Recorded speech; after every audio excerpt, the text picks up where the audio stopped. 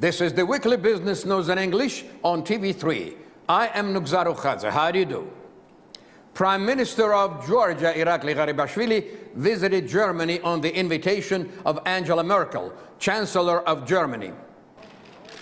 At the joint briefing of Georgian Premier and German Chancellor Angela Merkel made an unexpected declaration that at the Wales summit of NATO, the issue of granting MAP, the Membership Action Plan, to Georgia would not be discussed. At the same time, she stressed that Georgia is a good partner, and this point will be highlighted at the Wales summit. I think the issue of granting MAP to Georgia won't be included in the agenda of the NATO summit. However, we see the progress that is underway in Georgia. We also see the efforts of Georgia in Afghanistan. Therefore, by the next summit, we must decide how we shall stress the point that Georgia is a good partner. I am sure there are other ways apart from the MAP to express our attitude. Former Minister of National Defense of Lithuania also touched upon the issue of granting the MAP to Georgia. Rasa Yuknevisiene said that at the Wales summit, be it MAP or no MAP, NATO will take appropriate steps towards Georgia. Besides, the Parliamentary Assembly of NATO issued recommendations to grant Georgia a Membership Action Plan. Deputy Minister of Foreign Affairs David Jalahonia assesses it as an important political message to the NATO member states. The resolution of the Wales summit will be vitally important for Georgia, believes David Sikharulidze, former Minister of Defense of Georgia. He thinks that regardless its name, presenting concrete plan of joining NATO by Georgia is the key point.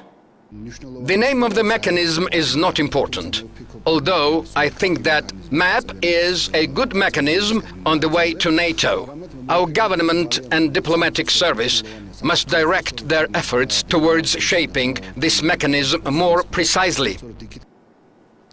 The experts view close military cooperation and enhancement of our country's defense capacity as meeting Georgia halfway on part of the NATO. De facto president of Abkhazia has abdicated. Meanwhile, the leader of another self-proclaimed republic, South Ossetia, intends to address the Kremlin with the request of South Ossetia's incorporation in Russia. The Tskhinvali chief, Leonid Tibilov, disclosed his coveted aspirations to the Russian journalists. At the same time, the occupied Abkhazia is getting ready for the pre-term elections and ousting Georgians from the Gali district. Probably of the next and final stage of ethnic cleansing in Abkhazia cannot be ruled out. The Georgian fear of the possible ethnic cleansing is fueled by one of the main demands of the protest rallies in Sukhumi, exiling of ethnic Georgians from the Ochamchire and Gali districts. At the same time, there were calls for settling the Abkhaz repatriated from Syria on the so-called border along the bank of the Nguri River. Why does the opposition demand deportation of ethnic Georgians from Abkhazia? The answer is simple and definite. Political scientists assert that the reason is elections. In the previous elections, the votes collected in the Ochamchire and Gali districts determined the outcome of polling. The leader of opposition, Raul Hajimba, suffered a defeat for 3 times exactly to that same electorate. At least for 2 times, the Abkhazian de facto parliamentary opposition has floored the issue of passportizing of the Gali and Ochamchire population. And finally, on April the 4th, the de facto parliament nullified 26,000 Abkhazian passports issued in the Ochamchire and Gali districts. UNCVAB's administration did not hurry to enact the Parliament's decision. The delay triggered the indignation of the opposition. According to Alexander Ankvab, the now retired de facto president, the unfolding events may prove to be devastating for Abkhazia. Their appetite is growing day by day. Behind their appetite there lurks a great danger for Abkhazian statehood. In the heat of struggle for power, you can easily lose the most important thing for all of us, our living space. There will not be Abkhazia any longer. The retired de facto president declared from the shelter at the Russian military base. What did Ankvab mean? Against the background of the events taking place in Sukhumi, a version of Russian takeover of Abkhazia has been voiced. A few days ago, this version was discussed in Washington as well during the roundtable debates about the issue of Georgia. The so-called presidential elections in the Russian-occupied Abkhazia are scheduled on August the 14th. President of Switzerland paid an official visit to Georgia. Didier Burkhalter met with Georgian President Georgi Margvelashvili. The meeting was followed by the joint press conference of two presidents. The parties focused on the issues of situation in the occupied regions. Didier Burkhalter, who had visited the territory adjoining the occupation line in Erganeti, shared information with Georgi Margvelashvili about the living conditions of Georgian population residing there. On his part, Georgian president acquainted the president of Swiss Confederation with the dire situation at the occupation line that is connected with the violation of safety and human rights. We talked to the president of Swiss Confederation, who has visited us in the capacity of the chairman of CSCE, about the new format of OSCE mission, which should be restored in the occupied regions. The mission would resume the monitoring of human rights in occupied Abkhazia as well as in the Tskhinvali region.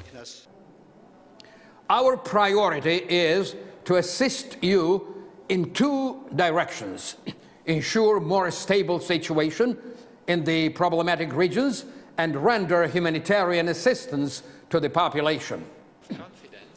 In Vienna, we will set up a mobile working group. At the same time, discussions in the Geneva format will go on. We call on the parties to open the Gali district. Besides, it is very important to work out an instrument of conflict prevention. It is necessary to establish a special prevention center within the framework of OSCE, Didier Burkhalter said.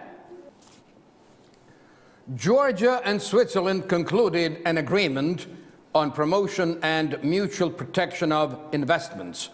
The document was signed by the Prime Minister of Georgia, Irakli Garibashvili, and the President of Swiss Confederation, Didier Burkhalter. The two parties discussed their intention of intensifying the collaboration of our two countries and surveyed the latest reforms implemented in Georgia. This agreement aims to protect Swiss investments in Georgia and vice versa, Georgian investments in Switzerland. The document contains additional guarantees for the investors. The agreement is very important for our side in view of the fact that Switzerland is famous for its brands that play key roles in the world business. One of the main topics of the meeting was the issue of signing the agreement on association with the European Union, which is supposed to move Georgian-European Union cooperation to a new qualitative level.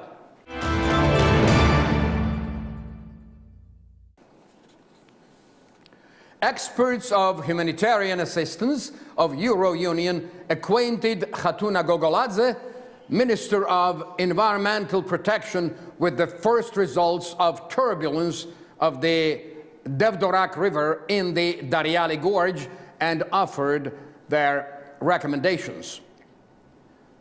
From May the 25th to June the 2nd, the groups of foreign experts, together with Georgian specialists, have been working on site where they studied the ongoing processes and worked out the recommendations for eliminating the future risks.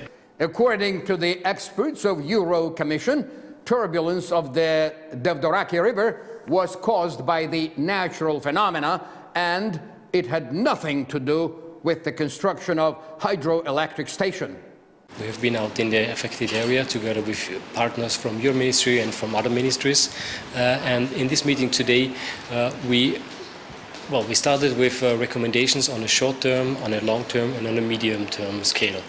The short-term recommendations is to establish an automatic early warning system to protect people and, in some case, property who might be affected in future events in that area.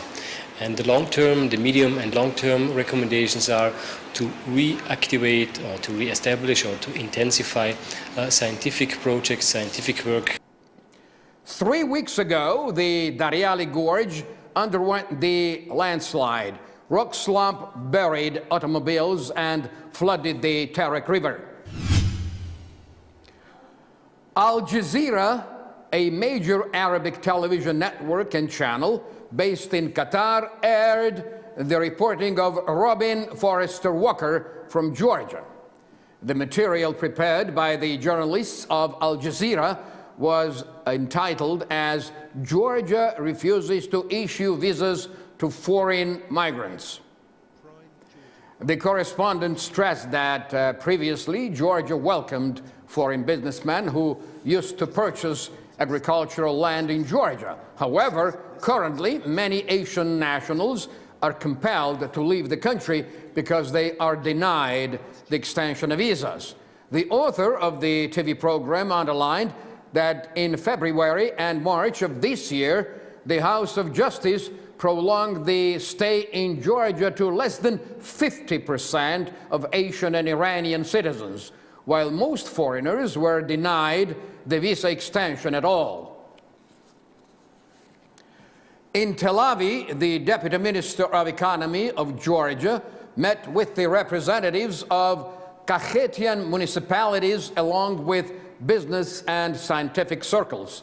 The participants in the meeting discussed the scheduled signing of the agreement of free and all-inclusive trade with the Euro Union.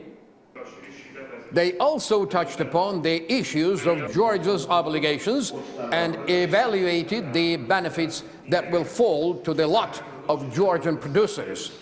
Mikhail Janelidze pointed out that after Georgia signs the agreement, it will have the opportunity to enter the world's largest market, which will enhance development of Georgian business and economy. After the meeting, Mikhail Janelidze surveyed the local enterprise. Although at present we export our production to several countries of Euro Union, we will have to amend our plans. We believe that this agreement will open a vast market to Georgian producers, which will urge on our development. It promises to be a great step forward for Georgian business. According to the local administration of the Tel Aviv province, today the region produces the wine which meets all modern requirements. On the other hand, free and all-inclusive trade agreement is supposed to settle the problems of falsification of produced goods and issuance of certificates. In connection with the opening of tourist season, the Karvasla shopping mall in Tbilisi launched a new unprecedented project entitled Shukhman's Wine Bar. The project belonged to Georgian winery Shukhman Wine Bar, Georgia. For the last 6 years, the enterprise has been operating in the sector of winemaking and wine tourism. The project is based on the Georgian motifs and it combines cuisine. The guests of the Shukhman Wine Bar can tour Shukhman's wine basement and taste the Georgian wine.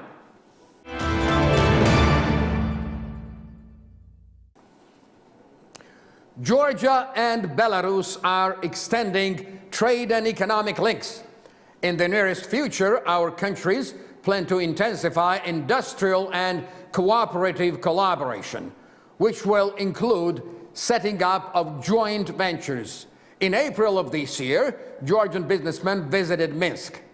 At the meetings of Belarusian and Georgian entrepreneurs, which have been organized by the chambers of the two countries, the parties agreed on intensive cooperation of different enterprises of Belarus and Georgia. Soon, Georgian customers will be able to purchase Belarusian goods in the stores of Georgian cities and towns. The Georgian Vega company is getting ready to receive the first batch of building materials from Belarus.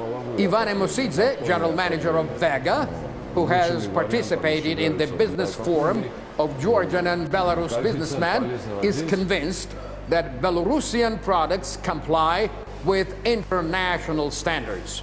Belarusian enterprises produce great variety of goods of different modifications. We have visited a number of enterprises and surveyed entire process of production, packing and transporting of goods. They do all these segments of work at an appropriate European level.